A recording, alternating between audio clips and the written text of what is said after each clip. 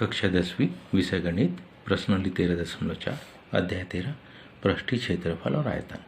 प्रश्न 5वां 20 सेंटीमीटर ऊंचाई और शीर्ष कोण 60 अंश वाले एक शंकु को उसकी ऊंचाई के बीचों बीच से होकर जाते हुए एक तल से दो भागों में काटा गया है, जबकि तल शंकु के आधार के समांतर है।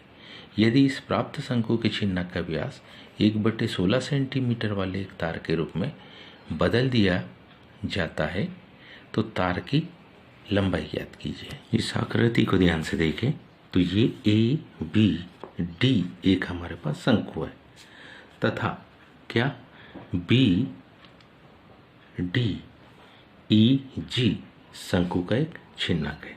इसकी यहाँ से लेकर यहाँ तक की जो कंप्लीट ऊंचाई है वो 20 सेंटीमीटर है और हम जानते हैं कि अगर इसको 20 से काट दिए तो ऊपर का शंकु जो होगा 10 सेंटीमीटर, नीचे का जो शंकु का छिन्नक होगा उसकी ऊंचाई भी 10 सेंटीमीटर। हम जानते हैं संभव त्रिभुज का प्रत्येक कोण 60 होता है। यदि यहाँ से इसका अर्धक खींच लिया जाए तो ये 30-30 अंश के दो कोणों में बदल जाएगा। इसी जानकारी को हम कुछ लिखेंगे इस ढंग से, क्या माना ABD, माना कि ABD एक शंकु है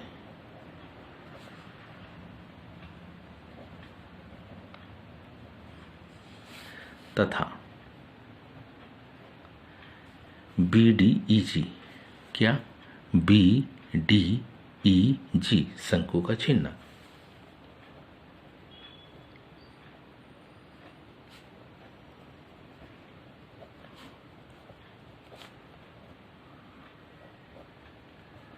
शंकु का छिन्नक है जो कि शंकु की ऊंचाई हमारे पास है। शंकु की जो ऊंचाई है वो कंप्लीट कितनी 20 सेंटीमीटर और शंकु का अर्ध शीर्ष कोण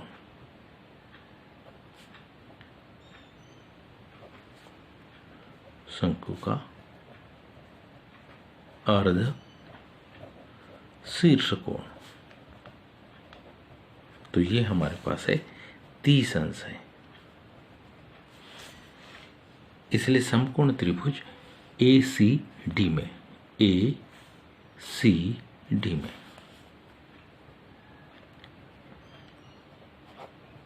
समकोण त्रिभुज ACD में यदि हम tan 30 अंश का प्रयोग करें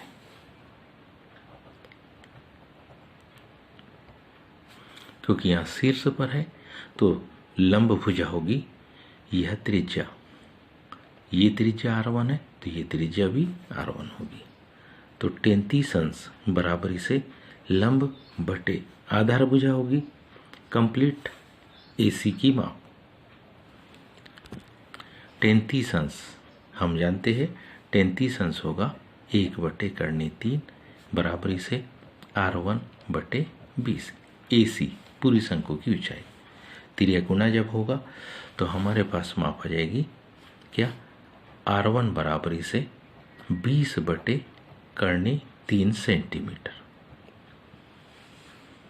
पुनः ध्यान से देखो AFG पूर्णतः शंकु है लेकिन इधर भी कोण देखेंगे तो कितना है 30 अंश का। हम देखते हैं कि दोनों शंकु ध्यान से देखें तो हमारे पास त्रिभुज AFG और ACD ये दोनों के दोनों त्रिभुज कैसे है समरूप है। हम लिख सकते हैं क्योंकि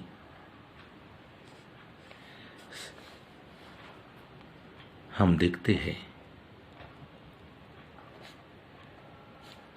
कि दिए गए दोनों त्रिभुज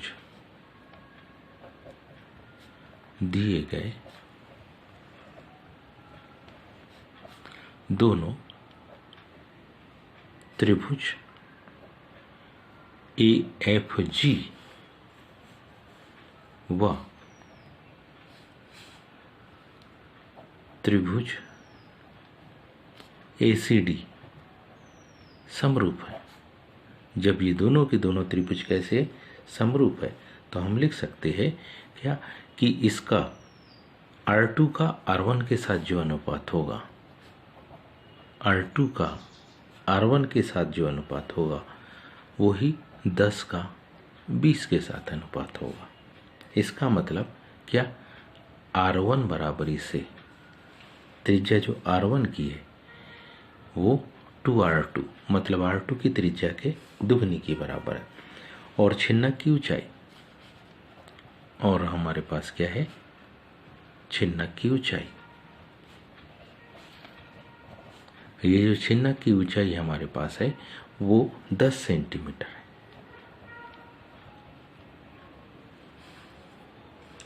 तो छिन्नक का हम आयतन निकाल सकते हैं। तो छिन्नक का क्या आयतन हम निकाल सकते हैं। शंकु के छिन्नक का आयतन फार्मूला हमारे पास है 1/3 पाई h ब्रैकेट में R1 की घात 2 R2 की घात 2 धन R1 गुणित R2। इन मापों को रख देंगे तो माप हमारे पास कुछ इस प्रकार से होगी। आयतन V बराबरी से 1/3 पाए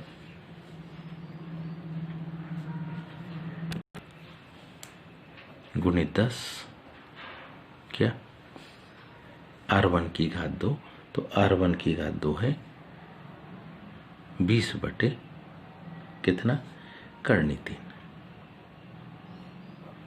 इसका वर्ग धन 10 बटे करनी 3 का वर्ग 20 बटे करनी 3 गुणित 10 बटे करनी 3। इसका हल देखेंगे तो ये हमारे पास हल मिलेगा कुछ इस प्रकार से। V बराबरी से 10 का इसमें गुणा हो गया तो ये हो गया 10 पाई बटे 3, 20 बटे करनी 3 का वर्ग मतलब 20 का 20 में गुणा, 10 दाम 100 बटे 3, 20 दाम 200 बटे 3।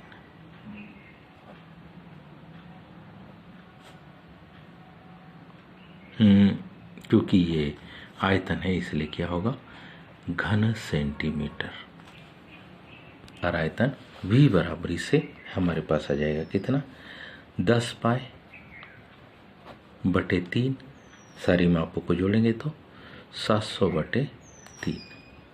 तो आयतन आ गया V बराबरी से 10 पाई में 700 का गुणा तो हो जाएगा 7000 पाई बटे 3 दिया 9 घन सेंटीमीटर। ये हमारे पास क्या आ गया, आयतन। हमारे पास दिया है, क्या दिया है, बेलनाकार तार का व्यास दिया है। क्योंकि बेलनाकार तार का हमें व्यास दिया है और वो व्यास दिया है कितना, 1/16 सेंटीमीटर। इसलिए इसी बेलनाकार तार की जब हम क्या निकालेंगे, त्रिज्या, तो इसमें फिर 2 का भाग देंगे तो ये माप हो जाएगी हमारे पास कितनी, R बराबरी से 1/32 सेंटीमीटर। अब हम इस बेलन का आयतन निकाल लेंगे। तब बेलनाकार तार का आयतन फार्मूला हम जानती है V बराबरी से, क्योंकि इसके पहले भी निकाला तो इसको हम V1 कह दे, इस आयतन को हम क्या कह दे, V1 कह दे, और ये जो दूसरा आयतन निकल रहा है इसको V2 कह दे।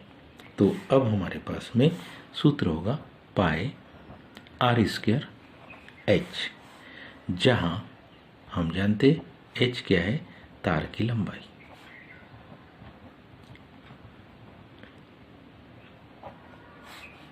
तो V2 बराबरी से पाई को वैसा ही रहने दे, गुणित 1/32 गुणित 1/32 गुणित H। इसका हल देखेंगे तो इसका हल आएगा हमारे पास में कितना, V2 बराबरी से पाई H बटे 32 का 32 में गुना करेंगे तो 1024 घन सेंटीमीटर। हम जानते हैं कि खींचे गए तार का जो आयतन है वो शंकु के छिन्नक के आयतन के बराबर होगा, क्योंकि खींचे गए तार का आयतन ये बराबर होगा किसके? शंकु के छिन्नक के आयतन के। शंकु के छिन्नक का आयतन। खींचे गए तार का आयतन हमारे पास है कितना? πh/1024। और शंकु के छिन्नक का आयतन है कितना? 7000 π/9। 1024 उधर जाएगा, पाई से पाई कट जाएगा। तो अगली स्टेप में हमारे पास माप होगी h बराबरी से 7000 गुणित 1024 बटे कितना? 9। इसको जब हम कंप्लीट हल करेंगे तो हमारे पास h बराबरी से जो माप आती है वो आएगी 7,96,444.44 मीटर।